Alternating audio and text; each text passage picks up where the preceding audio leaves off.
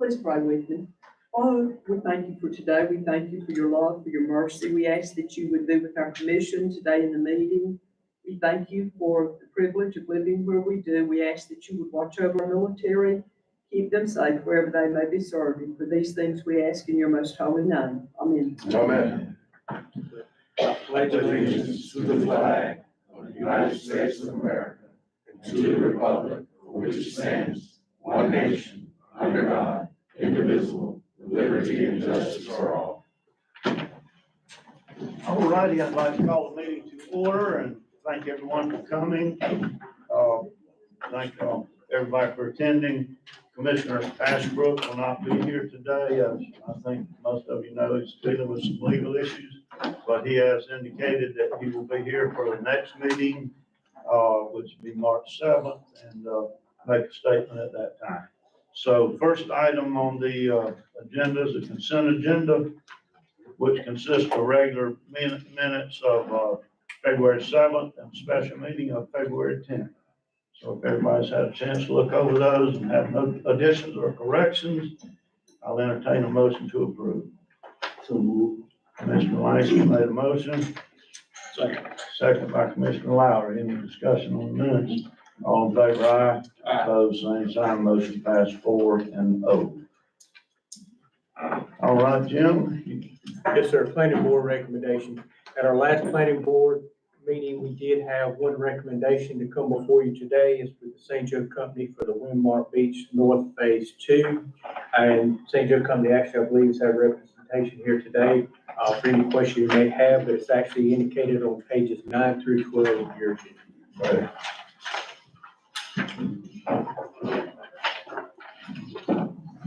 Please state Hey, your good name and morning. sign in also. Yes, sir. I'm Jason Scarborough with St. Joe Company. Be happy to answer any questions you may have on Windmark North Phase 2. Anybody got any questions about that? Planning board recommended. Yes, sir. It was unanimous on there. This is actually part of the master plan with them. Is this the part that connects to the little beach access area? Now, this connects in with Phase 1 where D.R. Horton's building right now. Okay, so it's not the part that butts up against that public access. I know we had talked about that, remaining accessible, and then they were gonna shut that access, I guess, to the building site. This is adjacent to that. Now, Phase 1, where most of the building is done right now, and a lot of the homes are finished, that's connected to that. Okay, so, thank you. This is separate. Okay. Anybody else? Yeah, I need a motion to approve. So moved. Commissioner Hoffman made a motion. Is there a second? Second. Second by Commissioner Lowry to approve Windmark Beach North Phase 2. Any further discussion? All in favor, aye. Aye. Opposed, same sign. Motion passed 4-0. Thank you. Sir. Good luck. All righty, Mr. City Engineer, Josh Baxley.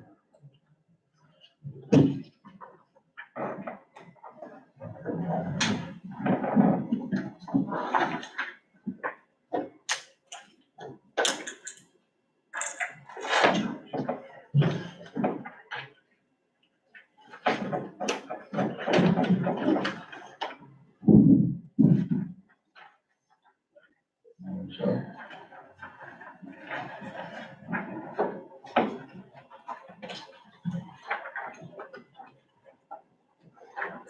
Good afternoon. Working down the list off the agenda, first item is along Avenue Water and Sewer. We discussed this in length at the last meeting. We were able to review the post-construction videos, compare them to the pre-construction videos, as well as working with a contractor to actually go down Long Avenue and video or camera each one of these laterals. All said and done, there are 18 laterals that were identified as active on the report, and by active, meaning that they had flow through it, but these laterals were reinstated into the main line with no lining or replacement, which means they're still old laterals.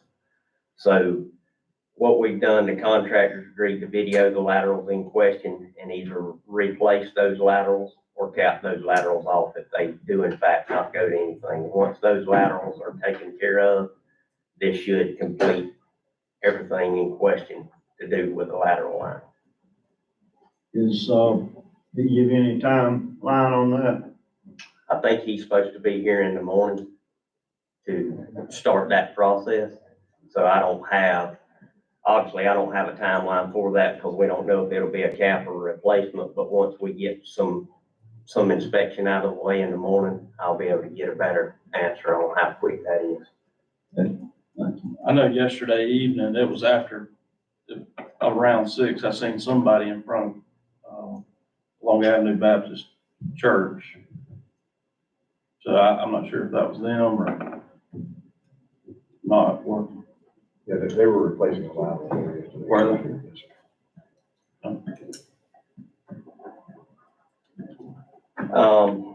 Paving, I've been communicating with the contractor, based on the issues that we've been having with the laterals. Right now, the drainage structures are here for First Street and they're working on getting that install done across First Street onto Long Avenue, so we can get that paving done. We did run into an issue, with telecommunications with fiber. But when we started the design for this, we called in pre-construction design tickets and was provided a location for the fiber. And when the locations were actually done for the installation of the pipe, they were in a different location than what was provided to us for the design. So we are working on a slight redesign of a couple of drainage structures right there on that intersection. Doesn't affect the material, doesn't affect anything.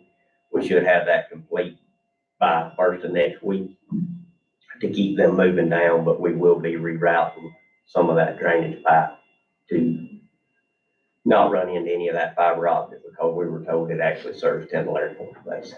So we won't stay away from that. Okay. Avenue C and D contractor is still working on patches for Avenue D. He is not working today, should be back tomorrow, and I'm hoping they finish up those patches pretty soon. Dr. Joe parking lot, the parking lot's complete, and I know everybody has seen it flagged off for quite a while.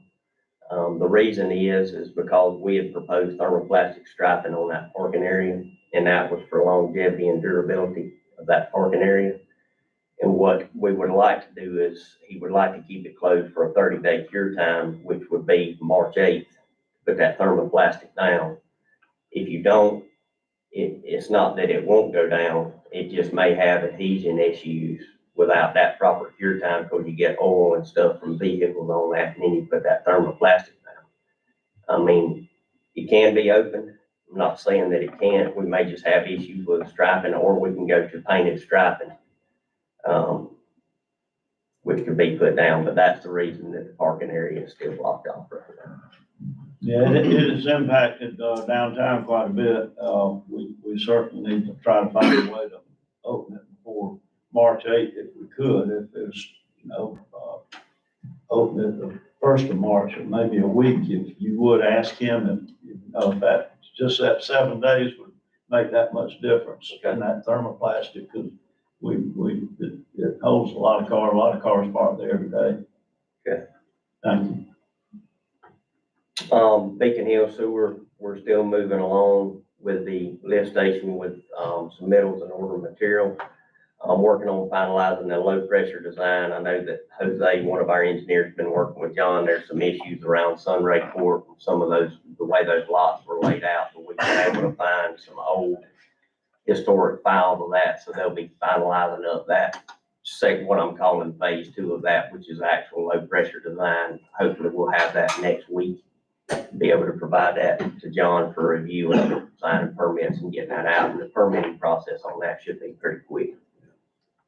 Yeah, very good. I think the only other item is a Scott grant application.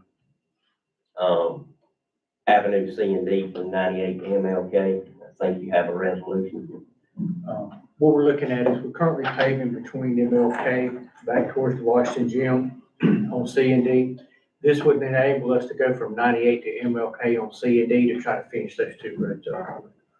Okay, well, while we're on that, let's just go, and And that's your recommendation, that we have a resolution to, put in a grant application to do that paving, so everybody understands that. I'll entertain a motion. So move. Okay, Mr. Langston made a motion to approve it. Is there a second? Second. Second by Commissioner Hoffman. Any more discussion? Anyone? All in favor, aye? Aye. Same sign, motion passed 4-0. Let's get going on it. All right, anything else, Josh? Anybody got any questions for Josh? I have one question. Okay. Back up on, the issue with Long Avenue. The fact that 18 laterals were discovered right before we were ready to pave. I know that the city was involved in going back and assuring us that the job was done properly.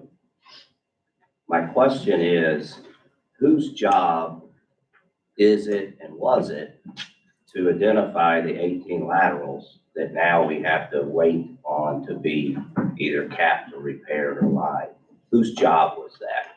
Whose responsibility is that? The way the plans were written is the contractor was supposed to do the pre-inspection video of that. They were supposed to meet with the engineer to make the determinations on what was done or what the scope was to be done. And that meeting was never conducted. That meeting was requested by the contractor multiple times to be done. The meeting never took place and the laterals were lined. So it's the responsibility of the engineer and the contractor. Okay, fair enough. Thank you. All right, any other questions for Josh?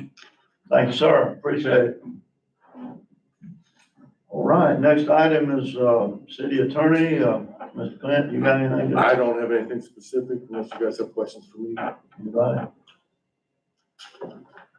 Okay, let's go to old business. Yes, sir, Mayor. The first item we have is the city project, which we have plenty going on. So turn to pages 14 and 15.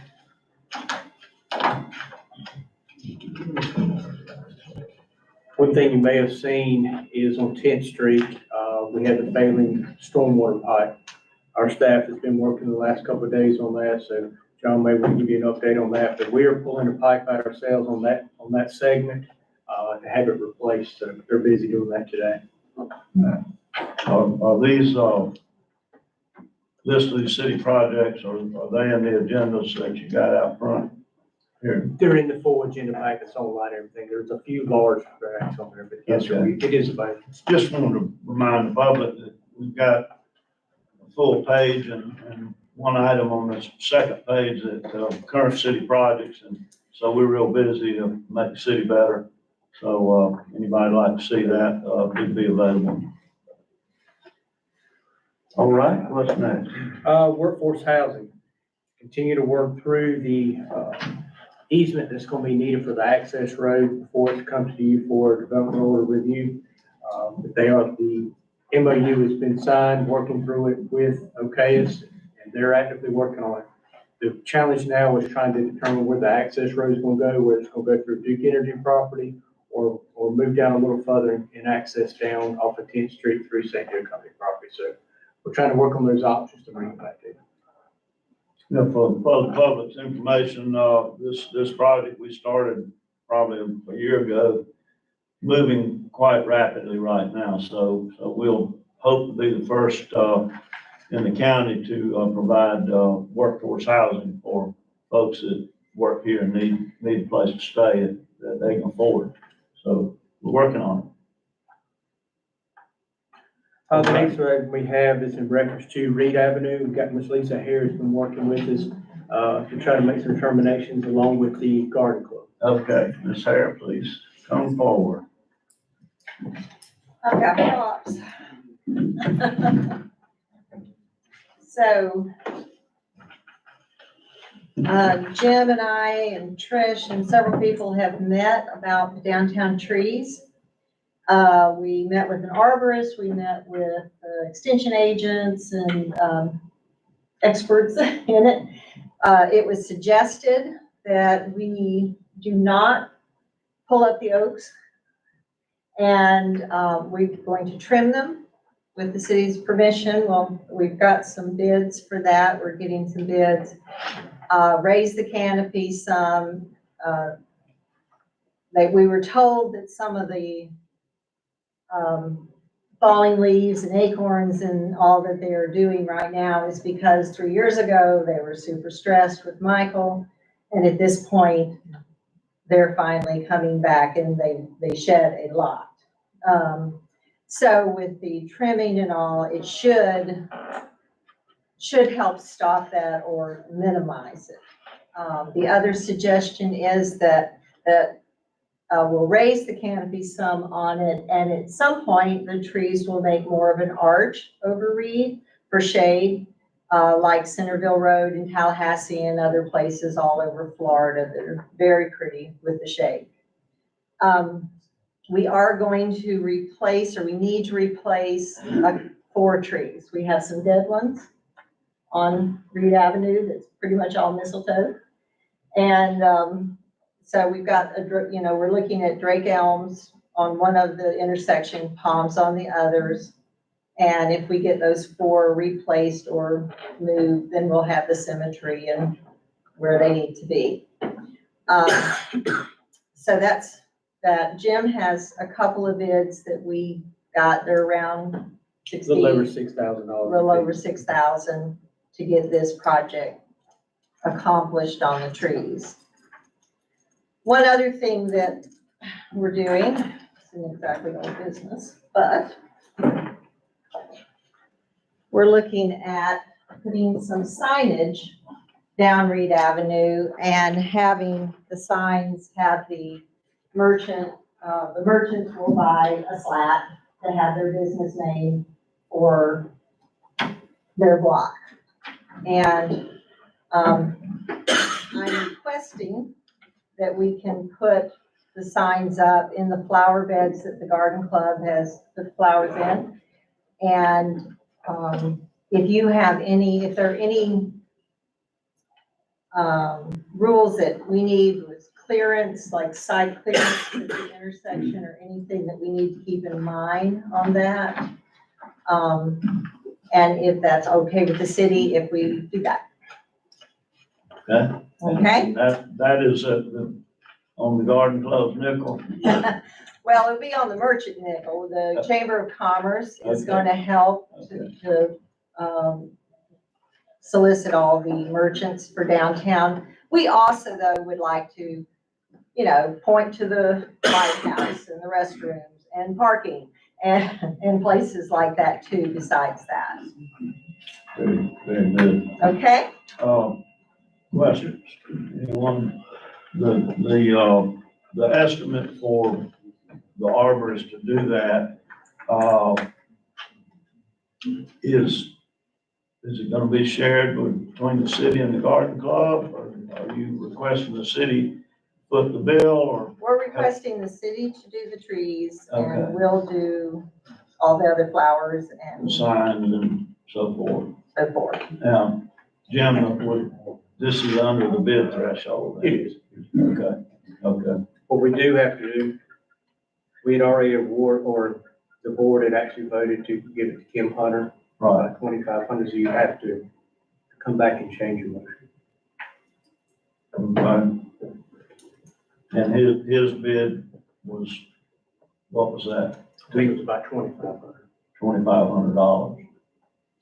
Okay. Comments from the board? He probably needs to read it. Anybody? Got any comments? I mean, My thoughts are, there's no one sitting up here knows about these trees and these plants. I'll just go ahead and say that. I surely don't. So to have a group champion the plants and the trees, I appreciate that. So what I was thinking about today, and I talked to Jim about it, we have groups like the library and the Humane Society that we support financially because they benefit the services to Gulf County and especially Fort St. Joe. I think we should enter into a discussion to maybe have the garden club as one of those groups. And that way, we would supply funds financially and lean on you for your expertise in how to maintain the plants and mainly the trees, because you don't. Plants, just water them. Yeah, but I used to We'll do believe the that rest. too until I planted some plants. So that's something that we can look at, but, I'm in support of doing this, and mainly just because it's, first of all, the trees are gonna be controversial. If you haven't already figured that out, what kind of trees, some like palm, some like oak, but I'm just glad that your group is willing to keep an eye on the shrubs and trees and try and, make Reed Avenue a little more presentable. So I'll go ahead and make the motion that we accept the bids for, tree trimming with the person that you recommended. Do we want to, include in that motion allowing them to do the signs? Do you think we need separate motions? Good. I'll include the signs, no cost to the city. No cost to the city. Yeah, if we don't like them, we'll come back and say, hey, it's a bad idea, let's rethink it. We also need to rescind. Yeah, I think we have to do that before we approve this one. Commissioner Hall. Okay, I'll make a Okay. motion that we send the motion that we voted on, a meeting or two ago to allow, Kim Hunter's company to cut the trees and trim them, and part of that motion would be to now, allow this other group to do it and maintain the trees. Walking signs. Yes, we'll keep the signage in there. Okay. There a motion there, second? Second. Okay, Mr. Howard, second. Discussion, any further discussion? Anybody? All in favor, aye? Aye. Opposed, same sign, motion passed 4-0. Thank you, good luck with that. Thank you. Look forward.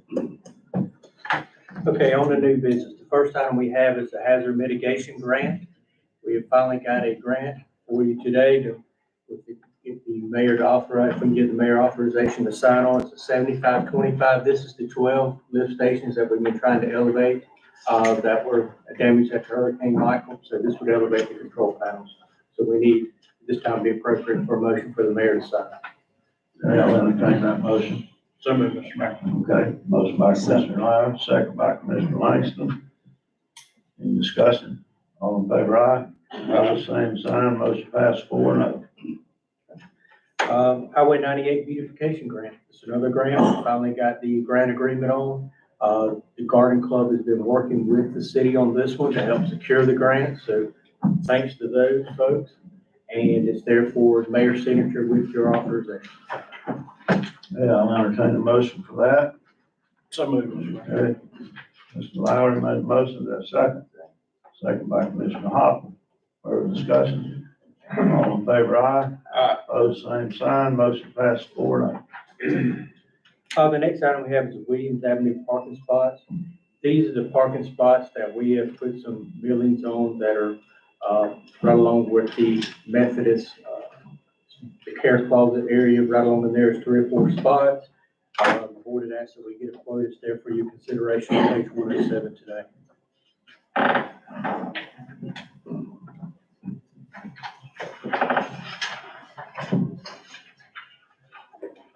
So what exactly are you asking? What would be the work?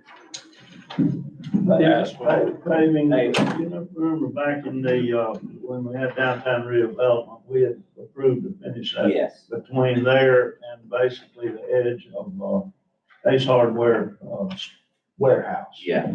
And, we thought that we'd have 2 paving companies here with maybe, since they're mobilized, we get a better price to finish that job. Yeah, okay, I thought that's where we It's had about to make 4 sure. parking spots. Yeah, well, when we look into that, if this passes, and I believe it will, currently, when we have a heavy rain, there's water backing into that one restaurant. This is Garden Food, I think it's the name of it. They literally have a problem with water, because I spoke to the owners back when we thought we were gonna do some paving there. So make sure if we do this, that we fix that problem and don't make it worse on them. John, you got that? Say something, about that, alleys in, downtown Reed. And every last one of them need to be looked into as far as, paving and, the drainage. So we definitely need to look into that, John, whenever we get a chance. Part of that, right now is, our grant for, downtown, water and sewer lines and all of them running the alleys. Yeah. So we need to finish that grant and then, and hopefully while part of that grant will be paving when it's done. That's probably gonna be about phase 3 of it. Yes, sir. Yeah. Because at the last meeting, you authorized us to go ahead for the main trunk line down First Street, down Marina Drive. But each of those alleys, the plan is to come back with new water lines and repair the sewer. We've got to look at stormwater if we got any room. The problem is there's not much room to work with. As you can tell, there's not much drainage in the alleys at all. Yeah, I totally agree. Yeah. Major issue. Okay, it's estimate, it's under the bid threshold, it's $4,500. I'll entertain a motion for that. Mr. Coffey made a motion to award it to, Jason White Construction. Is there a second? Second by Commissioner Langston. Further discussion? All in favor, aye. Opposed, same sign, motion passed 4-0. The next item is the high school manhole replacement. There's a manhole that's actually on school property. Not sure how long it's been there, many years. It's in bad shape. We've been working with the school.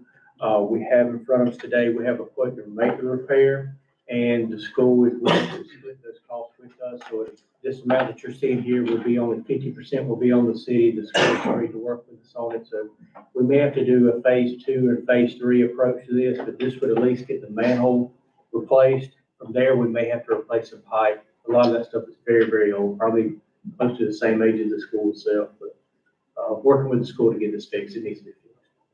It's been a huge issue for a while, and, thanks to Jim, he talked to the other Jim, and he agreed to, split it with us, so, I'll, entertain a motion to go in halves with the school board for that, work.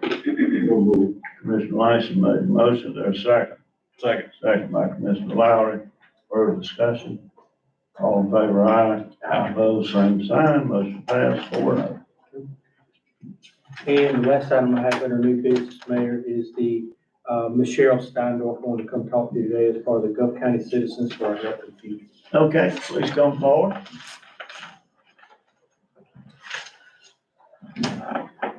Please state your name for the record, and we got you on record, but. Okay, Cheryl Steindorf.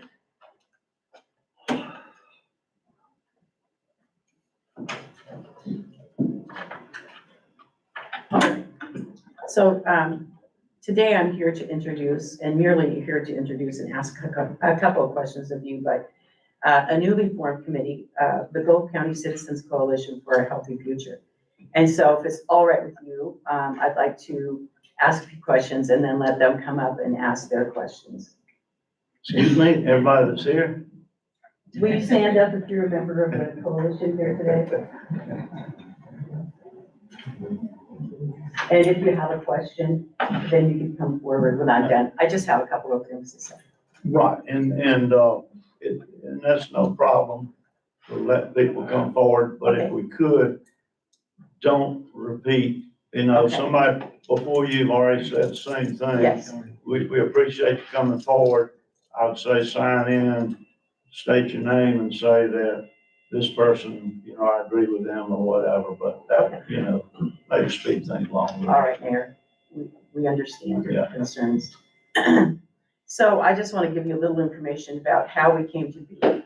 So 150 plus citizens attended the LNG informational meeting at the Centennial Building, and they were overwhelmingly concerned regarding the proposed plan.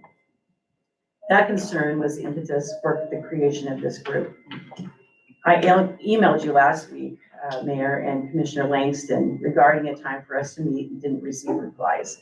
And so today we are here to all go on the record. The group requests the city commit to complete a strategic plan for future industrial facilities within the city's jurisdiction. and that members of this group and the general public be engaged by you to participate and be active in that plan. Is that something that, do we have a strategic plan for industrial facilities? Not to my knowledge. Is that something that we could perhaps look into and go on the record today as looking into? I think, if this board would want to vote to do that, yeah, we could look into it. Okay. Are you gonna vote to look into it? Not today. Not today, okay. All right, so secondly, what are your plans for the property across from the pharmacy? As you know, there are two storefronts located in the North Port St. Joe community. This one is facing a staging area that is still, I guess, owned by the city. Is that correct? That is correct. And what are the plans for that property? Like, will you take the steps necessary to clean up that site if that's going to remain your property? Is there a plan for that property? Because it impacts the livability of North Port St. Joe residents and the city itself. And it has a direct impact on those two, especially the pharmacy and Mom and Dot's storefronts. Okay, I think I can answer those questions. Okay, Number one, that it'll, right now it's a staging area, all that'll be cleaned up, when these projects are over with. And, second question is, we're in conversation with St. Joe Company right now on swapping that property, and it'll become St. Joe's property. And we're trying to get the area catty corner across from the post office for a new city complex. That's currently, that's the old forestry department property, on First and, on 71 and Garrison. You familiar with that property? yes, I am. Okay, and that's what we're doing now. We feel very favorable that that's gonna happen. Well, what do you feel is the city's obligation as far as knowing that it's polluted? And it sits across from an already contaminated, polluted community, North Port St. Joe. Do you feel any responsibility to make sure that St. Joe Company takes care of that pollution? Or are you just simply gonna swap land and they'll be able to do whatever they want with it? Well, all of it's not polluted, in my knowledge, I don't, or contaminated, I say polluted. What percent, 40% was deemed, as contaminated. And so 60% of it's not, so, I guess we could request that they, try to mitigate it. Okay, can we have a copy of those reports, that the samples that were taken and what the polluted areas, what the pollutants are? That's actually being handled by FDEP. They actually have a website where all that stuff, information, I can provide that to you, but that's all handled through FDEP. Okay, all right, well, you know, again, we're sitting here, the people who live in and work in and belong to nonprofits in the North Port St. Joe area. And again, today, the meeting is mostly about how to improve Reed Avenue. And so I'm just, in ending what I have to say, would hope that at some point we go back and look at the redevelopment plan of 2016 that was adopted by the city for Martin Luther King Boulevard. And we start being serious about getting that infrastructure in place and doing the things that need to be done there to beautify another asset to the whole community, which is MLK Boulevard. All right, Thank you very much. thank you. And- So Landy, And let's do this, Mhm. so we can get through, the rest, and then we come down to citizens to be heard. you'll hear them there. We'll allow that, Okay, allow them to come up. all right, Okay. thank you. Thank you very much. All right. Public Works, John? Yes, sir, Mayor, as the board's aware, we recently opened bids last week for the Public Works Storage Building. This was the second year in a row that we bid that out. And much like the year before, it came in over budget. So what I'd like to request from the board, is for the board to approve the low bid. And I believe Mike has some additional information as far as the funding that could support that. Yeah, I mean, we missed the target again on the funding. We have $400,000 in this current budget. We're $100,000 short. The only way to pull that $100,000 would be from our contingency savings accounts, which we have contingency from both FEMA and insurance from that. So we have almost $5 million in contingency there. That would be my suggestion, is to put to fund that $100,000. Well, do we have anywhere in the budget that you can pull some of this money without hitting contingency money? The $100,000 in that, Not saying all of it, but well, I mean, Fine. yeah, I mean, we have money, $250,000 that we have earmarked for Cape, that's Cape Sewer. Cape Sewer. Yeah, We so- talked about using that for east sides. Right, okay. There are some I'm areas, not- Mayor, I excuse think, me? I said that, there are some areas within our budget, in public works, I think we can pull from to Yeah, I to mean, help satisfy or offset some of that cost. You got yeah, estimate 50, 60, 50,000? say half, 50%, yeah, 50, 60. certainly you have all the, John has 6 open positions. We have those salaries and benefits for those 6 open positions that are not gonna be expended. So certainly he has flex in a budget. Typically, in the budget, you expend 90% of it on a good budget, so we don't have a particular line item that says $100,000, but certainly he has 5 or 6 salary positions and the benefits for those that aren't going to be expended, because he just hasn't filled those positions. So he has flexibility in that sense from the overall total budget. I don't have a specific line item. I get There's you. other capital items we can pull from as Yeah, well. we need to find some besides, taking out taking out of, the money that you're gonna try to hire new employees. I mean, Trey won't now, that's not. No, we wouldn't be We taking already it, short. we wouldn't be taking it out. It's money that It's you're from not going to October. spend because you haven't hired somebody for 6 months. You haven't hired somebody for 6 months. Okay. So it's already, We need, just explain it a little better, because we got, I bet some people in the audience are thinking the same thing. I mean, taking jobs away, no. so I think we need to be more transparent, more clear, that's all. Yes, sir. Very good. That's correct. Yes, sir. Good point. Other comments from the board? There's plenty of money between those 3 department heads. We already got 60,000 in one. We can find the money. I'd say let's take the low bid to build this thing. We put it off for how many years now? It's been about 3 years. Yeah, 3 years. We can't get it done. Let's build the building and move forward. John, have y'all met with the contractor and? We have not, Southeastern Engineering has, broken down the bids for us, the tabs, and I've done some research on the contractor, he's a reputable contractor. And we both feel comfortable that he would do a good job for the city. I just want to make sure we're careful with the number. Yes. I'm good. So they have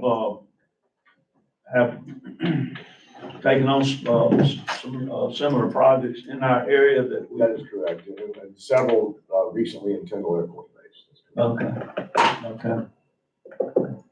All righty, I'll entertain a motion for the low bid and the, finding of the extra money. So move, Mr. Martin. Okay, motion by Commissioner Lowry. There's a second. Second with a question. Okay, second by Commissioner Hopper. Did we look at that deduction that we allow for a local business? We took it out of play, Commissioner. It's no longer a slated. Okay, I couldn't remember where that was. Okay, then I'm on second stance. Okay. Any other discussion? All in favor, aye? Opposed, same sign, motion passed 4-0. Mayor, last thing I have is the board asked me at the last meeting to look at a cost to reestablish a water source point at Holly and Forest Hill. Right, And that number is $3,465. okay. I think, you and Jim can take care of that without a motion. It's on the bid threshold. That's good with you, Jim? Yes, sir. Okay, good with the board? Okay, Very good. Thank you. That's all I have, Mayor. thank you, sir. Any questions for John? All right, Mr. Larry, you got anything? I don't have anything for today's meeting, Mayor, unless there's questions. Okay, questions? Okay, yeah. Update, kind of where we are. We got 1.7 left of the lagoon. Filters should be in this afternoon. That's when we expect filters. We'll start discharging, the 6th, which will be a Monday of next month. Whether we get one or both of them done, one of them will be done, I'm sure, by then. So if we have to run on one filter, we'll run a little bit slower until the other is done. We can valve off one side or the other. So the first, there'll be 4 of us going to focus on change. So that's CEUs. So me and Chad, Joe, and Cindy will all be gone for the day, just in Panama, get some CEUs. And what's on the agenda is the bar screen replacement. It's something we had on the CIP plan, and we moved that forward. So we've got money in the budget. So I'd like to go out for bids, see what we can find on replacing our bar screens. So that's my request, is to go out for bid on the bar screens. In your budget, It's in my budget. need a motion to allow him to request a bid on bar screen replacement. Motion by Commissioner Langston, there's a second. Second by Commissioner Hopper. Discussion. All in favor, aye? Aye. Opposed, same sign. Motion passed 4-0. Thank you, gentlemen. Is there any questions that y'all got for me? Okay. Thank you. All right, Mr. Mike. Mayor, as you know, the Clifford Sims project is with the state public adjuster. It's in step 6 of 8. Step 6 is where they send that review for FEMA for their final review. I was able to get an update from our FEMA contact that they've got the amendment, and it's under EHP review, which is their environmental review. And they tell me that according to their monthly document and statement update, the anticipated completion date of their EFP review is April 15, 2023. So it's certainly just an estimate. It's possible it could be moved forward, but they've had it since, EHP's had it since December 6th. So that's where we are. At least you're getting some movement on it now. I had some communication with them, so. Fantastic. Mike, I'll get with you after the meeting. I've got a contact for you. Okay. All right, thank you. And then other than that, we had some good movement on the reimbursement for the wastewater treatment plant. It's $165,000 in FEMA recovery funds that we were able to get amended documents with the contractors to satisfy the state PA. So we think we cleared the final hurdle to get that reimbursement back on the wastewater treatment repairs that we've made. So that's some good news. It is, yeah. Almost 5 years. That's all I had, Mayor. Okay, any questions from Mike? Okay. All right, Jim, code enforcement. Yes, sir. We have 2 more requests for demo. Ms. Brenda Fisher at 214 Avenue E has sent us a letter requesting assistance with the demo of her home, and also the lodge, the small house behind the lodge on Avenue C. It's also got a letter to you for assistance on that. So what we've done in the past, we've sent them over to ask the county, see if they'll help with the demo portion. What we do is we go out and make sure everything is done and lien the property and pay for the tipping fees, and then that's actually a lien against the property. You're gonna go out for bid on the demo? Yes, sir. No, sir. These would actually be done by the county if all works out. What we've been doing in the past, the counties help us out with the demo, Okay. and then all they do is charge us for what crosses the scale for the tipping fees on there, and then we actually lien the property. What we need permission to do is use the money out of the pot that we have budgeted for this year for our demo. We have 2 scheduled already. The county's working with us on. This will be 2 more. This would be number 3 and 4 on the year. Okay, I'll entertain a motion for these 2 requests. Mr. Langston made a motion, is there a second? Second. All right. All in favor, aye? Aye. Opposed, same sign, motion passed 4-0. I have one question on this. Yes, sir. Okay. I see where we have letters from the owners of the property asking for our assistance. Are they aware that by us working with the county and demoing their property, that we'll also have a lien placed on their The property? next step will be there is documentation that we've got to get over to them where they will sign over the documents on there stating that the amounts will be put in on the lien. Okay, I They just will know before before. Yeah, I just think that's really important, because some of these people, I think, are elderly people, and we just need to make sure they The understand. releases that they sign is specifically spelled out. And the lien will be placed on. Yep, that's the next step we do. So we take care of all the paperwork side of it. It is a lot cheaper than for somebody that's in a tough situation to get paid for an outside contractor, but still generally about $4,000 to $5,000. How do they pay that, you know? What'll happen is if they have the funds available, they can pay it once we get the tipping fee numbers and everything, they can pay us for it, and then there would not be a lien established. But if we go ahead and do it, and they don't have the funds, we lien the property, and at such time that they pay those, then that lien is released. Oh, when it's done. Yes. Oh, when it's done. Okay. Anything else on that? Okay. Chief, you got anything today? No, sir. You guys don't have any questions? I don't have any. Anybody got any questions for the chief? Good, all right. Ms. Pierce? Continue to work on grants, see what funds are available. And also on pages 116 through 121 is the high school art project request. They had painted fire hydrants before. This time they've included some pictures, locations as to where and what they plan to do. I just need your approval for that. Because everyone remember in the past, and as a matter of fact, some of them are still somewhat painted, that they did this project, worked out good, that all the, businesses, areas where they're gonna be located, or they contacted and let know what's going on, or what? I don't think the I don't business. think I have. We could ask that they do that if you approve it before they begin it, and if they're not interested in it, let them know. Everybody understand what's going on with that? Okay, I'll entertain a motion to approve or disapprove the high school art project, which is painting fire hydrants. Motion to approve. Okay, motion by Commissioner Hoffman, there's a second. Second. Second by Commissioner Langston. Any discussion, any further discussion? All in favor, aye? Opposed, same sign, motion passed 4-0. Mr. Mayor, I don't have anything else unless there's some questions. Okay, all right.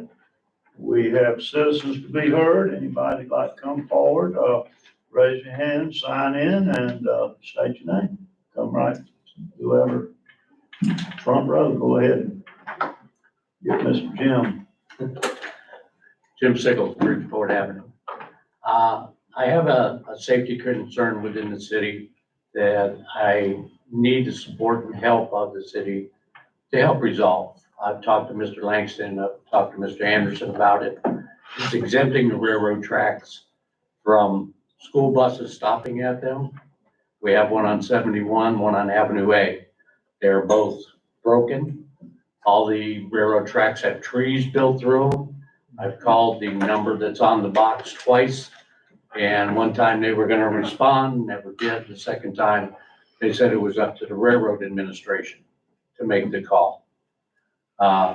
School buses have to stop on 71 just coming in to Port St. Joe. There's actually one in the county just outside of Port St. Joe. There's no reason for those buses to stop. We have dump trucks, they come hauling out of Weewalt in the morning. Mr. Langston is a bus driver. He's seen them pass them. I've watched gas trucks not even stop at them.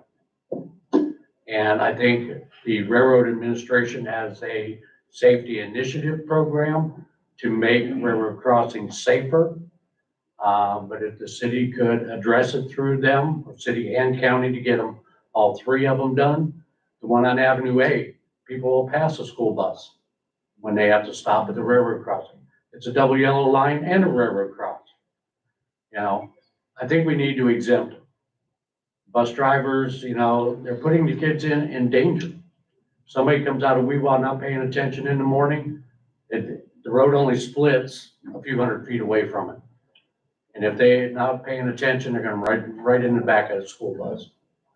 I mean, even with the lights, the flashing lights, I mean, you still, that, if we can take that out of the equation, I think that school bus drivers will be a lot safer and our kids will be safer also. Mr. Langston, do you know if state law would say that you have to stop there. Yeah, you have to stop, if they don't have the exempt sign, you have to stop. You have trees growing, whatever, but you have to stop. I think me and Jim had a conversation about it, I talked to Mr. Sickle about it. And, maybe a couple of, it's just hard to get to the right people, but we need to get on top of it. We definitely need to get on top of it. Okay. It does. I think it's an accident about to happen. Like I said, I sit right on Bridgeport at the cul-de-sac, Right. and I can watch the cars just go flying by the buses. Okay. I've seen them on Avenue A past buses that are stopped there. I mean, I think, Jim, at one time you checked on it, and they said they had to remove a part of the rail. I believe what we found out was it's in the railroad company's hands. Basically, they have to pull that railroad out. They have to be the ones to ask for that. So, if I remember correctly. And Mr. Lanks is correct. As it sits right now, he has to stop that school bus on it. But if we can get the railroad to be able to taking it out of operation, then I'll work on it on the public safety and see if I get some headway, get some direction from DOT. If you need me to write a letter to the railroad, we'll write a letter with our concerns and ask them what. And Mayor, I spoke to FDOT a year or so ago when this first came up, and Mr. Jim's actually, it's gotta come from the railroad. Correct. DOT won't do anything unless it happens, and the tracks. It's gotta be the railroad. I haven't contacted Genevieve, Wyoming, and I'll contact them and Okay. see if we can get some. All right. I mean, in my previous life, I was a hazardous and nuclear shipper, and railroads can be exempted. The only thing is if they try to use them, they have to have somebody there to stop traffic. But I mean, the arms are broken, it doesn't function, there is no function of these railroads. And I think if we push them toward their safety initiatives to make railroad crossings safer, that'll drive them to, I mean, they painted the white lines on them. You know, it says, don't stop on the tracks. We'll continue to work on it. Thanks. I appreciate it. Appreciate it. Thank you. Okay. Who's next? Okay, come on, we'll go roll by roll.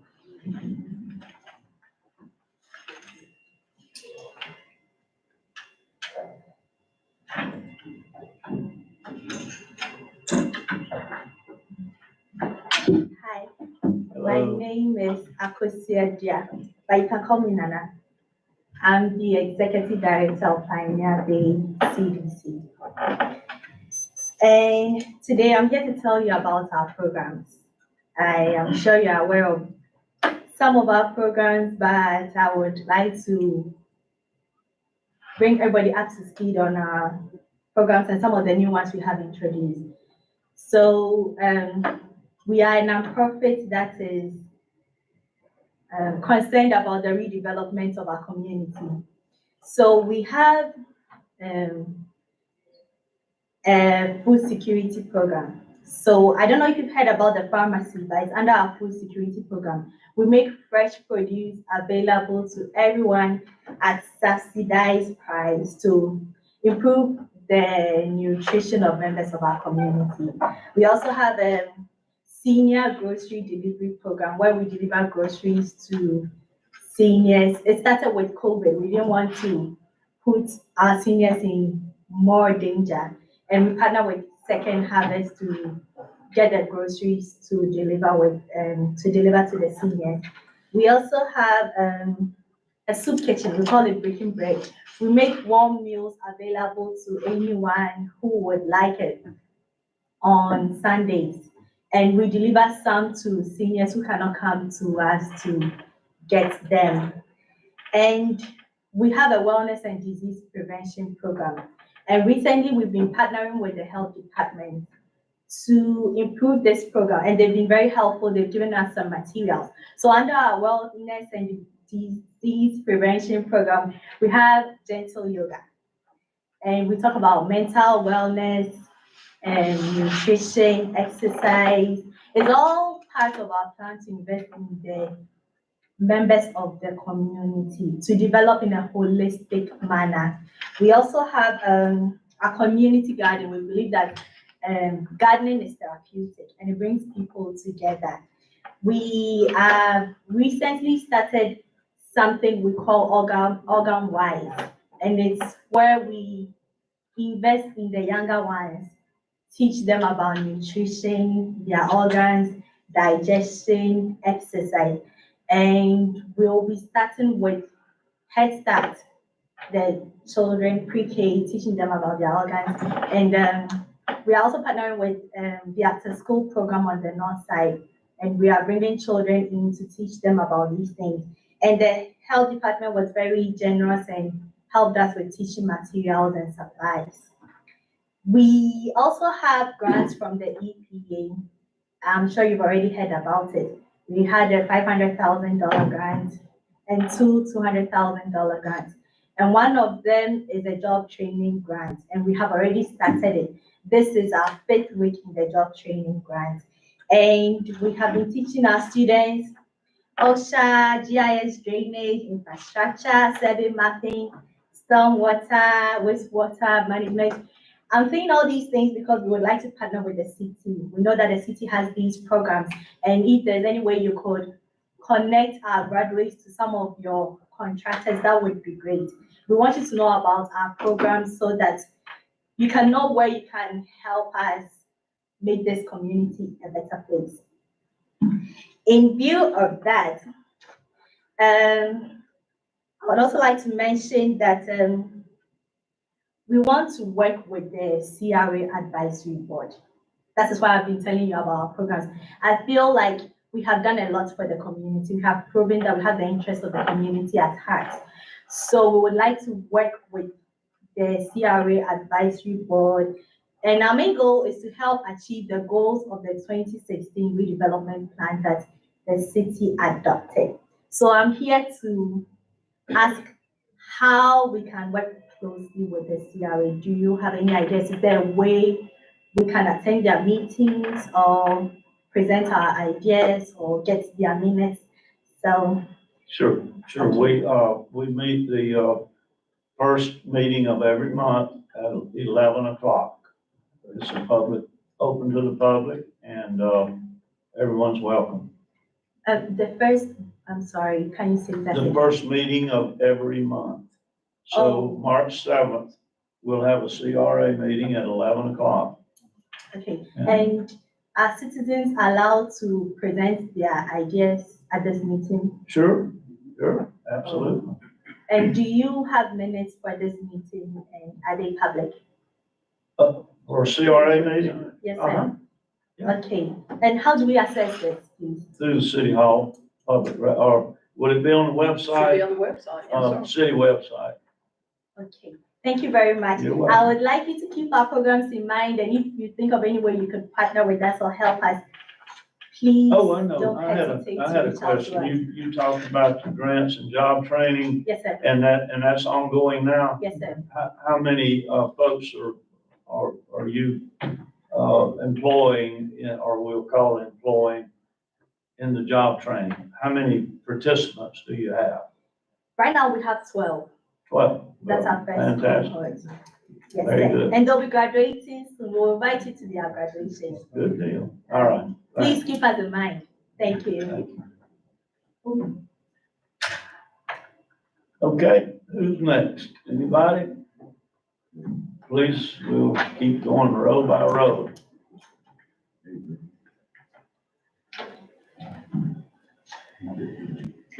Hi, I'm Suzanne Lyon. I live in Suzanne, Highland- last name? Lyon, Lyon. Okay. And I'm very concerned about the LNG. I have reviewed the area from all across the country and actually in other countries of how dangerous the vapors are. Now, I understand the gas itself is okay as long as it's contained, but any vapors dripping off that are not only going to North Point, or North Port St. Joe, they're going to Windmark and they're going to go to Highland View. There's just no way because the air comes off the bay 90% of the time. And I think that they're also going to need to dredge the bay. We have just done a lot of work to repair it after Michael, and restore the fishing and the oysters and scallops. And scallops are a big business here. But I think that there is so much wrong with this, and the company has gone to great efforts to find a way around FERC. And FERC is the one that would do the environmental study. And so they've worked very hard not to have to report to them, not to have to wait for environmental permission. That site may be 40%, somebody mentioned 40% contaminated, but the Alabama chemical plant site is very close to that. It's also contaminated. And it's pretty close to the water board. My other concern is that I personally did not know till the last minute, and I'm pretty observant. I do know that the newspaper only comes out twice a week. Once a week. Once a week, I'm sorry. But that's often, when I see this stuff in there, it's after the fact, which is an issue. Is there a way that we can have an online information so that you know that I've been on your site. I do know that I can find out what they're going to talk about. But something like LNG, 2 years ago, there was a letter sent there, and I read the letter, and it was encouraging them personally. Nobody else was on the letter, from both the city and the county. And it scares the heck out of me. That's incorrect. We've seen it. Not correct. No. Okay, could you please, is there a way I can get a copy of that letter? Where is it? There's not a- I'd like to see it. Well, they showed it at the other, and nobody denied it. Not the city. The county. Only the county. I apologize. I'm sorry. I thought it was both. Because that land is kind of in la-la land. So anyway, that's a concern. I don't see how they can possibly mitigate that site from the amount of damage. I know it's 40%, but 40% is a lot of property that endangers everybody. And the vapors that come off of there, they burn all night long. They burn all day long to burn off the vapors coming out of the plant. That natural gas, liquid natural gas, is at 260 degrees negative. That's incredible. And the gas has to be moved. And they're going to have to move it through the water, which they intend. They're 1,300 feet from the plant, so that's how they got around FERC. And they're going to have to move it down to 98. Now, I don't know anybody here who does not have to use 98. I mean, I'm 3 blocks off it. Anybody coming through Port St. Joe or coming to Port St. Joe is going to have to go through there. It's one lane for a long period of time. And that particular transport is is the type of thing that's been blowing. I mean, the last one in Ohio, they won't even admit what was on that one, but there were chemicals on there. And this one, if it leaks at all or has any damage from an accident, it literally explodes because the gas, as soon as it's not under pressure, is flammable. The vapors are just a real concern to me. There's very few times that they don't come off the bay toward Highland View in Northport, St. Joe and Millville. I think it's not the best choice for the company. I do know that it's delayed right now because they're going back to reconsider whether or not they have to go through FERC. But any company that decides it has to go around the government oversight, like FERC, has a reason. And it means that they're afraid of what they'll We appreciate find. your comments. Thank you very you, much. Mother. Yes, ma'am. Ma'am, would you Yes, please ma'am. sign in? I'm Say that sorry. Get a great spelling. We got, have it all for the record. Okay, who's next? We're staking on this side, all the way in the back. Come, what? Whoops, he didn't raise his hand. Let the lady come first.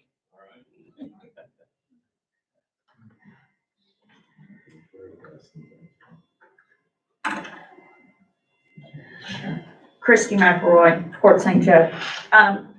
This nice lady just spoke about the letter. This might be the letter that she's referencing. It's from the Board of County Commissioners. It says, it's to George Gonzalez, the president of St. Joe Company.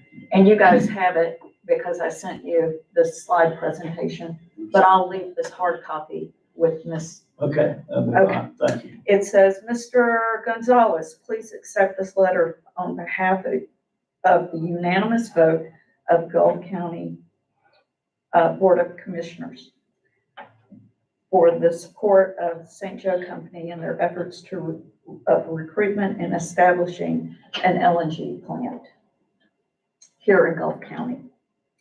The commission offers its full support to the St. Joe Company and the community and various business leaders in their continuing effort to lead and to establishing the continued construction and operation of an LNG plant in Gulf County. It just kind of goes on and on. And then you've got something from the economic development, and I'm sorry, these glasses aren't strong enough for this print. So Ms. Charlotte, if you could please just enter that into the record so that if anyone has any questions about exactly what was in that presentation, they can certainly pull it up. I was here last time, and we talked about this. I did go back and I looked up No Petro, and on their website, they advertise a St. Joe LNG plant in the city of Port St. Joe. So that's on their current information that I just pulled off yesterday, and I'll send you that information. Okay. I think everybody has a right. You talked last time, Mayor, and I'll just wrap it up with this. I agree to a degree about people having the right to do what they want to do with their land within reason. Within reason of being good neighbors and not allowing their neighbors around them to be collateral damage. And their neighbors around them aren't just people. It's plants, it's animals, it's everything that is alive. And so this isn't a good neighbor. And with all due respect, I'm going to ask you all to go on the record about how you feel about heavy industry coming back to our community. That's the old culture. It's not harmonious with the new culture. And that's why there's so many people here today. Thank you, Mayor.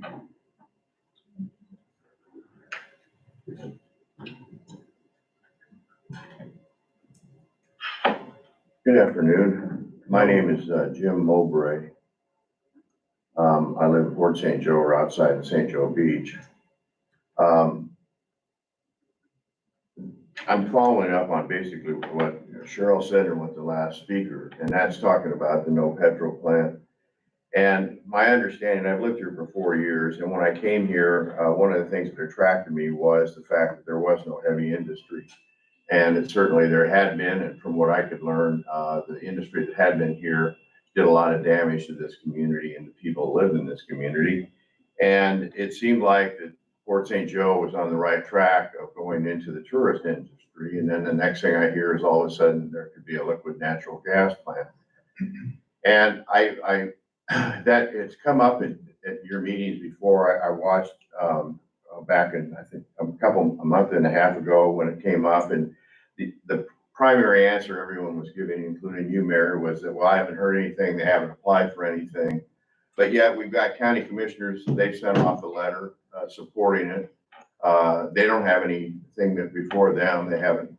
And I'd ask you to send a letter in the opposite, and that is a motion opposing, or a letter that would oppose the plant being built on the old paper mill site. And the reason I say that is based upon the community involvement at that meeting that we had about 2 weeks ago, it was pretty obvious that people don't want that plant. They want this community to be a tourist community. People are in favor of industries, but not heavy industries, not polluting industries, not dangerous industries. But on the other hand, people were certainly willing to talk about, well, what can we do? What can we bring to this community that would help improve the tax base, would employ people? We're in favor of that, but what we don't know is where y'all are going with this. My understanding is you don't have a comprehensive plan. Is that correct? No, we've had a comp plan. Okay, and in that comp plan, does it talk about heavy industries such as something like the no petrol plant? I don't recall. It's pretty detailed. Jim, you, recall on our plan, it's a 5-year plan, I think it is.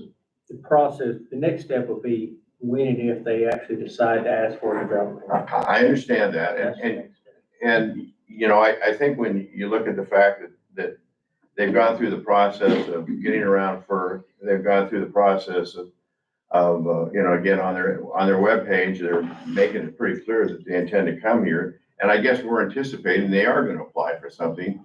And I think most of the citizens, and especially those of us with the Gulf County community, we want to get ahead of it and make sure it doesn't happen.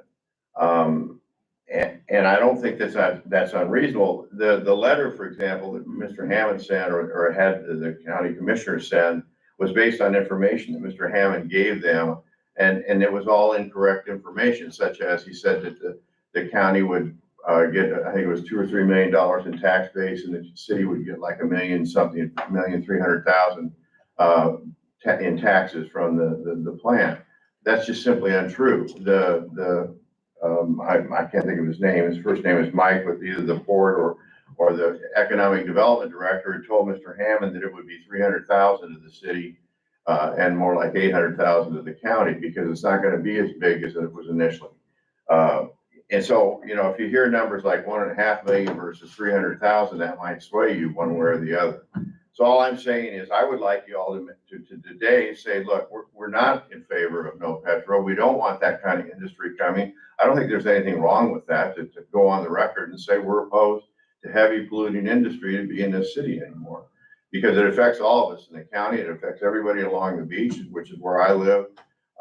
If something like that were to come here. So I'm just asking that you take a stance and say, right now, we're opposed to any kind of an industry like that.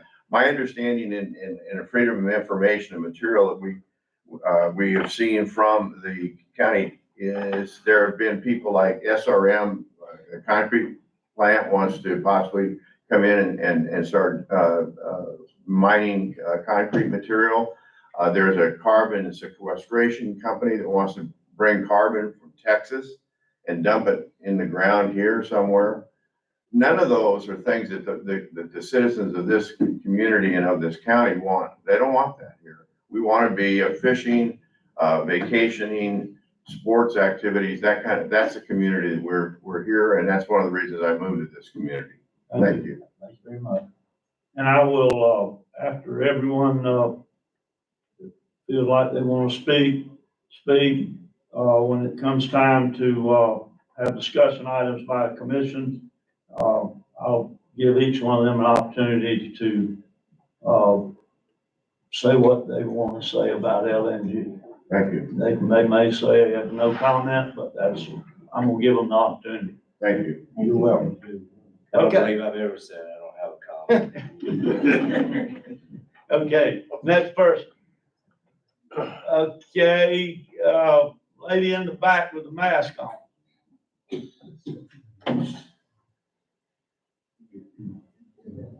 you. My name is Donna Marie. I'm from Indian Pass, and I'm opposed to the, got my glasses. I'm opposed to the LNG company coming in. I think that it is dangerous not just for the people that live on the beach, but throughout the county. If there's no odor, it's odorless, you can't smell it, but it's under such high pressure that if there were to be a leak, you'd have to have sensors to detect that leak.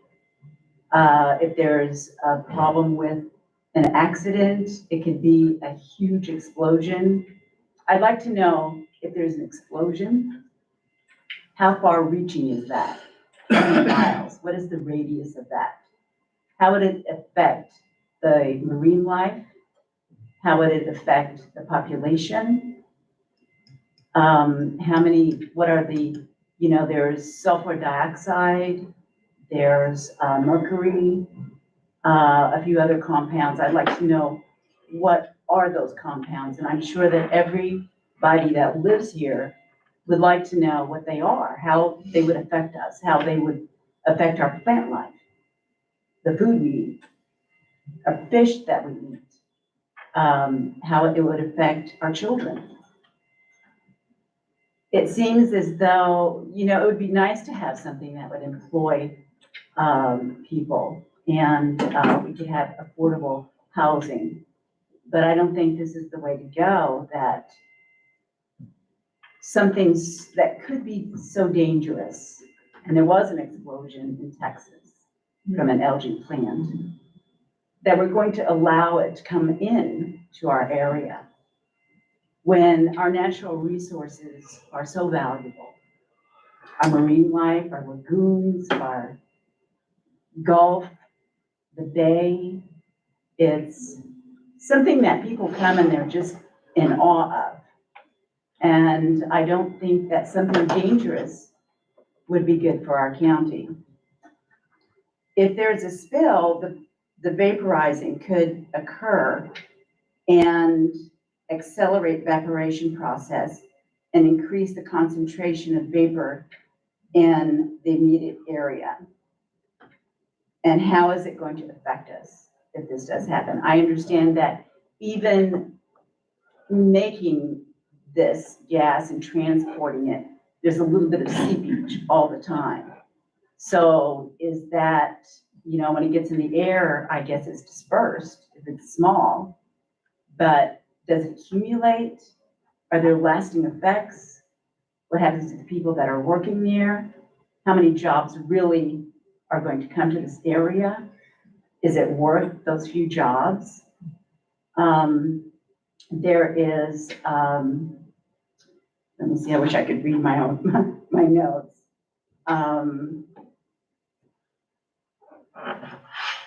And is it true that the LNG vapors escape and accumulate in a confined area?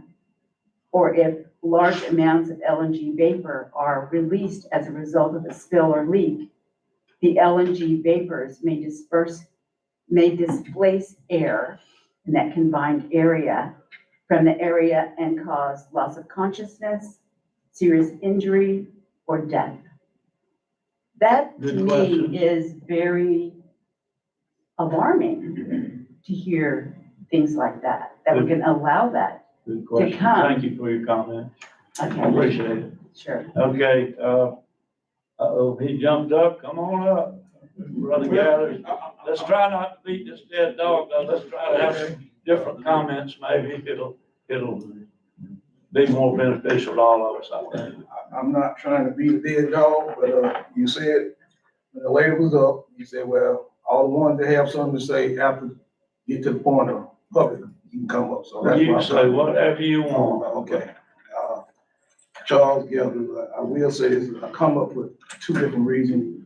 First thing, I want to make mention to you guys about the fire department and the fire that they just had over on Martin Luther King, the job that they done to keep the houses from being burnt.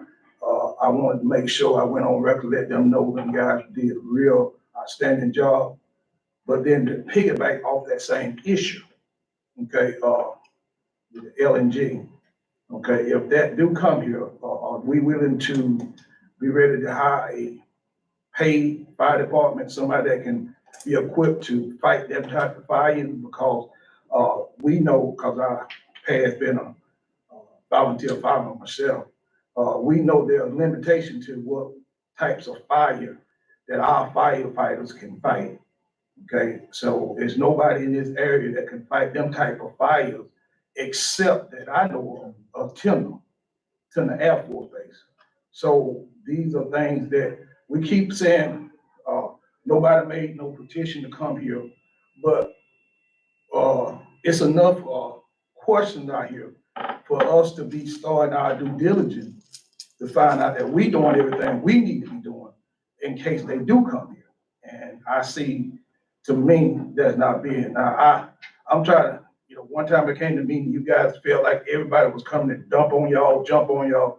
And I made a comment then that, hey, I don't come to jump on no commission, but I do think by me being a taxpayer, that if I have some concerns, I should be able to come and not feel that, you guys are offended because we bring up the issue. Now, I to don't me. think any of us are. We well, appreciate it. just- You gotta have that. But yeah, but so that's my point. And then, like I said, we definitely know about these, all the things that, because I don't know myself. I can't say totally, but I think if that thing happened, I think it said it's within some miles that it was covered in a square area that it would affect. But only reason I know that because I looked.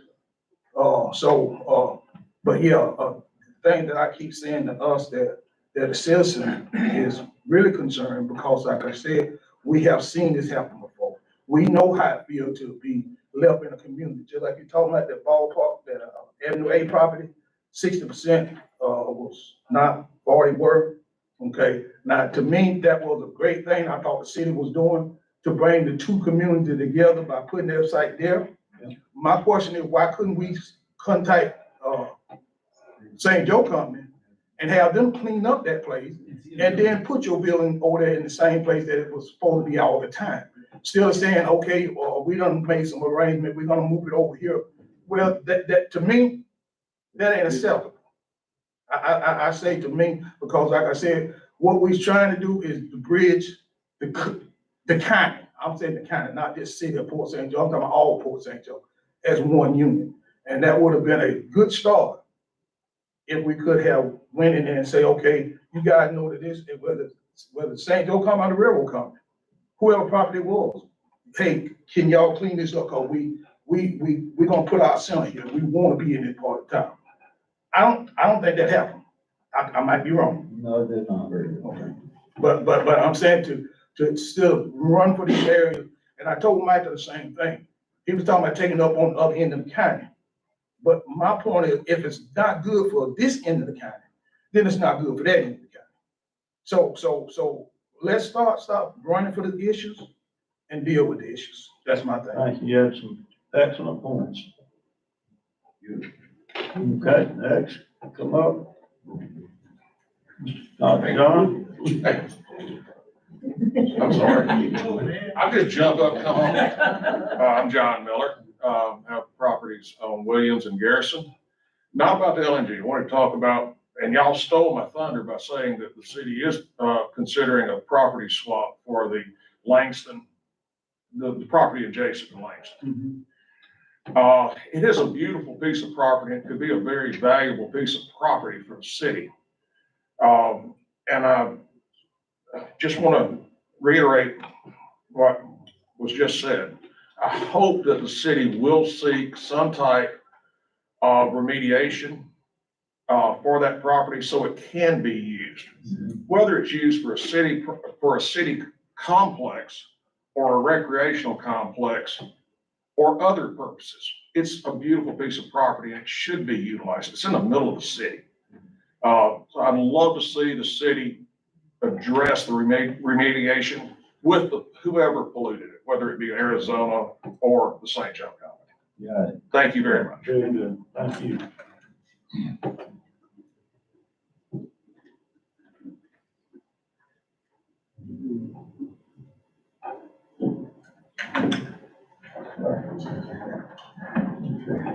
Chester Davis, president of the PAC. A lot of what we wanted to say has already been said, so we won't cover that. But what I really want to propose to the city, to the commissioners, that we have some type of open house conversation with all of the community. Simply because there are hurled accusations that you know this, or I know that, or somebody else knows this, or that. And I really believe and hope that the city commissioners can have an open house meeting, just as we had at the Centennial Building, where they can sit down and tell the community what you do, what you know, and what you don't know. And so that we can, have some transparency. Because I know people in the community don't stand and say, well, you're the commissioner, you ought to know. And you've shown that you don't know. But still, I think we need to face the community and say, this is what we know, what we don't know, here's what we cannot do, and what we will not do. And I think that'll open up some transparency about the LNG. I'm gonna leave that alone because so many people have already said something about it. The other one I wanted to mention, Jim brought up something earlier about the housing, the workforce housing. Based upon some of the empty lots that we have, especially on North Fort St. Joe, I wanted to address that issue. Is there any way that we can identify some of those houses that has, I guess, went dilapidated? City maybe own them or has owned them, or is there any way the city can own them based upon them cleaning up those lots and people are not paying them and use those lots for workforce houses? Or is there any land identified in that area that we can use? Start talking about workforce housing in North Fort St. Joe area. Because basically our conversation is about workforce houses on the south side and never on the north side. Well, we had 65 acres given to us for that purpose. It's not costing us anything. I agree. We got a company that's gonna come in here, develop it, build the property, build single-family apartments and townhouses. So there's no expense to the city. Now, if we could do the same thing anywhere, I think this board would be happy to do that. And you tell me what we need to do to do that. We're not against the workforce housing anyway. Yeah. I'm just saying that we noticed that in North Fort St. Joe, there's a lot of vacant spots. Right. And those vacant spots. Who owns? Well, that's my dilemma today, is how that we can look at some of those plots or those lots and then start, congregating them together and maybe, find out if those property owners can use them for workforce, or we can do some. I realize that land sometimes is spaced out. You got a lot here that's good, 2 lots down, maybe not so good. Is there any way the city can address those issues? How we can start looking at some of those vacant lots as a way to, redevelop North Fort St. Joe? That's my statement. It's just the idea that, when we talk about redevelopment, we talk about the city rather than just a portion of the city. So, how can we bring North Fort St. Joe into redevelopment with extra housing and some of those empty lots that we have over there? Or is there a contractor we can talk to maybe that could work with us with some of those empty lots that's, that has bad looks for the community? And the last thing I'll address is this right here. Our young Nana, she spoke about the program that we had, the workforce program out there. One of the issues that we come up with is that we got students out there, but we need some of the community to come by and help look out and see how they're doing. And I wanted to reach out to some of the restaurants. I still haven't had a chance to do it, and see if we can give them maybe a sandwich or an apple or drink one day, just to kind of show that the city will put some input in, because partnering with the program that they have, these are jobs that are OSHA approved. And once they finish, we want them to work right here in our community. I've been pushing them, especially to talk with our water management people about coming over to, look at what they're teaching, and maybe they can offer some suggestions too, because we want that after they finish, we really want them to stay right here in the community, because we feel that that'll be a better asset for our entire community. So that's basically what I wanted to say. Thank you. Thank you very much. Appreciate the comments, as usual.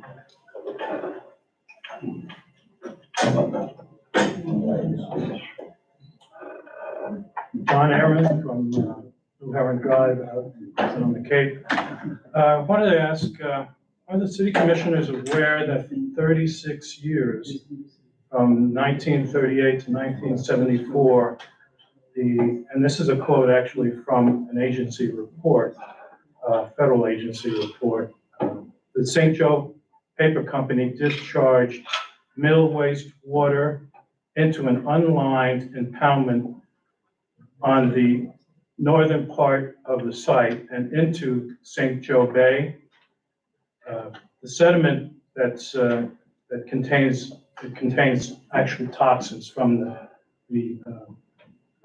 from the plant when they discharge it into this impoundment, and this impoundment has an overflow. So not only were they discharging it early on in their back in the late 1930s, they finally said, well, we'll just discharge into this impoundment. It's basically a holding pond for the waste. So the sediment containing the toxins have been covered, through the past few decades with sediment running off of the channel. So I mean, it's capped. It's been capped for decades now, since probably from the 1990s.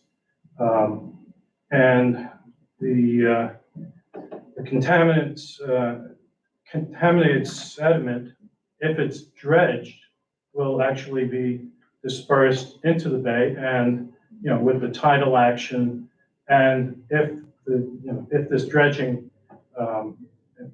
happens, they're going to well, dredging has to happen for the LNG plant, because they've got to offload these containers that carry the liquefied natural gas, the 1,600, 1,300 feet from the liquefied natural gas plant. So, that dredging is going to be required. Not only is it going to be dispersed into the bay, but north of the bay because of the tidal action. So we're talking about Windmark, we're talking about Mexico Beach. I mean, it'll go wherever the tide takes it, because there's really no way to contain the dredging. I mean, it's not like you get a big vacuum cleaner and suck it all up. I mean, it's a dredging operation that, takes up the silt and whatever in the bay. And, there's, so there's no way to contain it. If that happens, this could actually render the bay unusable for fishing. I have a list of toxins. I'm not going to bore you with that, but there are, we're talking about dioxins, which are toxic, PCBs, and they last a long time, especially in larger fish. So, that could actually enter the food stream. Basically, my question is this worth the 13 or so jobs that could be gotten from this plant? Well, we're talking about maybe a tax. We'll get some tax income from it. But if we lose our tourism, we're up Schitt's Creek. I'm sorry, excuse my language. So, I think FERC, if they were to, and, the reason this company, No Petro, wants to do their mini LNG plant is because they can avoid the FERC oversight. And the FERC oversight would require a very intensive environmental impact statement, which would address, the concerns about contamination in the bay that's existing now in the bay. In fact, I see in this report, there's an 11-foot deep area right next to the plant that contains soft plant waste and other material from that runoff. So, I just want you to consider all that, in your decision. It's very important. Thank you for your comment. Did you print your name up here, please?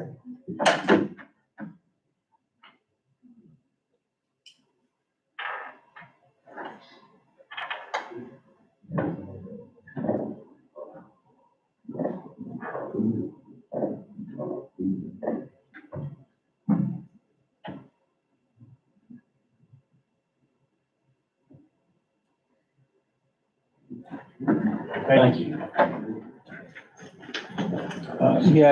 Yes, sir. Take a look at that. Marvin Davis, 324 Avenue B, Port St. Joe. First, I want to say, with reference to Reverend Gelder's comment with the fire department, I want to say first, I saw the fire over there on MLK, and the fire department did an outstanding job, especially saving the other two buildings. But however, if you look at the video that I took when I was watching it, the question I asked, already prepared to put out a 2-story, 3-story, or 4-story building. They did their best, and you look at how they was fighting that fire. It was some concern to me. And I know this question was presented about a year or two ago when they were talking about the Highland View project. Do we have the equipment currently to fight a multi-story building? Looking at that, I have some questions. So just take a look at it and then answer it, a little bit later. So that's my concern. They did an outstanding job when they were putting that fire out. And, but I think there's a room for some improvement. That's all I want to just present. Thank you, Mark. Okay, so, discussion by commissioners. Where did I start last week? I think I started with Commissioner Hoffman. I'll start with you today. Okay. I got a couple ideas. Most of y'all probably don't know anything about me, and I know very little about you. There's a lot of new faces in the room. So I'm gonna give you a little bit back about my background. I moved to Port St. Joe in 1991. I planned on staying 12 months. And I was gonna get out of St. Joe and move back home to Panama City. I'm still here, 30 years later. And I think a lot of you are here because of that same reason. You just came, you visited one time, and you liked the place and you stayed. The other part I want you to know about my background is I worked 30 years with Fish and Wildlife. And the main job that I had was to protect the natural resources of the state of Florida. I worked in the law enforcement side of that. So I guess it's fair to say that I'm going to be very skeptical before I support anything that looks like it could be a potential problem for the natural resources of the state of Florida, Port St. Joe, Gulf County. I want to clarify one thing, and I think this is very important because this mistake continues to happen. The city of Port St. Joe has never, ever endorsed this idea. We did not send a letter. Our name is not on a letter. So let's be clear about that. And this is like the third time this has come up, that we have been lumped in with the county. So let's be fair and let's stick to the facts. Facts are, the first time that I heard anything about an LNG plant, I didn't know what LNG was. It was from an email that started out on the Cape, came to St. Joe, and then it went all through the town. And I'm fine with that. I like people being involved in their community. So I started doing some research, and it's a very, I guess you could say it could be very controversial as far as the plant, the safety of the plant, the vapors of the plant. So the first time that it came up here in this setting, the city was being attacked for not knowing anything about it. Other than an email, I didn't know anything about it. I think it's fair to say that about the other people here. So if you get accused of not knowing something and you get accused for, well, it's your job to know it, what do? You start researching it. You start gathering information because that's what people are upset about, the city not having the information. So our mayor and our city administrator had a meeting, a face-to-face meeting to gather some facts. That's all it was about. And they met with people that know a lot about it and the plans. And it was just a brief fact-finding mission to try and appease the ones that were saying, well, you should have known. That's your job. Well, then they got attacked for that. Got attacked for the meeting to try and justify getting information. And I thought that was unfair. So now here we are today to try and talk about the pros, the cons, the concerns. And I'm glad that the people are here because ultimately it's your community. It's not just the five of us. So we need to listen to the residents, but we also need to take the time to get scientific data. Now, I will tell you this, I'm not happy that this group or any other group has the ability, because of the size of a plant or corporation, to circumvent this FERC oversight study. I don't even know what that stands for, but I do know that their job is to make sure and assure the community that things like dredging the bay could or could not cause problems. So I'll say today on the record that I will not support any type of permit approval if they are going to go the route of bypassing the oversight study performed by FERC. Okay, I think that's fair. And I'm not saying that if they get the study and it all comes back good, that I'll still support it. I'm not gonna say that, but I will say, I think that all of the studies need to be done.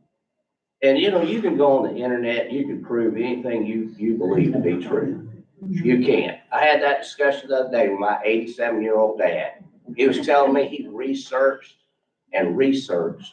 a particular medicine that he needs to be taken.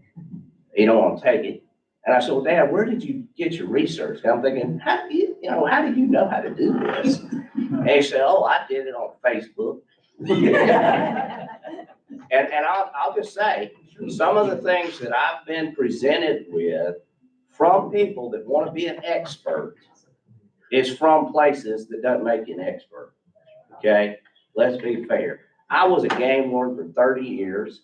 I worked for a police union, and I know that stuff backwards and forwards. But when it comes down to natural gas and what contaminants are in the sediment of the bay, I'm not going to sit here and tell you that I know about that, because I'll look silly. Okay? So let's stick to the facts and the reports, and there's good information that's available. But that's where I'm at, just so you'll be clear. If anybody has any particular question, I'm easy to get up with. My number's on the City Hall website. The only other thing that I wanted to bring up today, and I'll try and be as diplomatic with this as possible. And it's tied to LNG, because in this letter, it mentions LNG. There was a letter sent out in November, and that letter, I deleted it just because I didn't want to get involved in it. But the letter it's called A Tale of Two Communities, the White South and the Black North. And I read that letter yesterday, and I read it again this morning. And I'm gonna just tell you, it made me sick to my stomach to read it. And I'm gonna make sure that we have a copy of it for the record, for anyone else that wants to read it. Because if you support this letter, I don't want you to support me. Because we're on two opposite fields. And the way that it spoke about other leaders was, it's hard for me to explain it. How hurtful and just how unprofessional this letter is. That's all I have. Okay. Commissioner Lowry. I'm gonna be short, quick. I just received a lot of information from a lot of you here over the past probably 6 to 8 months now. But I'm gonna be fair to this company, like I'd be fair to anybody here. We haven't received any kind of proposal. We haven't received an application of any type. I don't know if we're gonna get one. I've heard through rumblings, we may not even get one. So I'm gonna be fair. I'm gonna hear them out. If they do come, if they don't, we'll move on. That's all I got. Mr. Langston. LNG, all I have to say is, and I'm gonna be brief. My parents, my grandparents were the first ones here in Port St. Joe. We worked at the mill for almost 34 years. Passed away with cancer. My grandma passed away with cancer. My mother had kidney disease, passed away. My brother, at the age of 32, had kidney disease, passed away. So, before I make a decision about someone coming in, to hurt my community, where I was born and raised and my parents were raised, I don't think I wouldn't do that. Anything to hurt my community. So, I don't know what you heard about me. Sometimes I'm busy and I can't do certain things, and I apologize for that. But with me being born and raised here, my kids born and raised here, they're not here now. I would never do anything to hurt my community. The entire community, not just North Port St. Joe, not just South Port St. Joe, but the community as a whole. The Cape, St. Joe Beach, North Gulf County. You know, I love Gulf County, so I don't think I would do anything to harm my community. And if anyone had any questions, want to question me how I feel about certain things, I'll be straight up with you. It may be, not be what you want to hear sometimes, because everybody have their own opinions, but I'll try to do my best to give you an answer that will allow you to look at me in a different manner. All right, I'd like to say this, that of course, everything that's set up here, I feel very comfortable with it. So if we get a development order, we're obligated, and we're already obligated to do our due diligence on this issue, the LNG issue.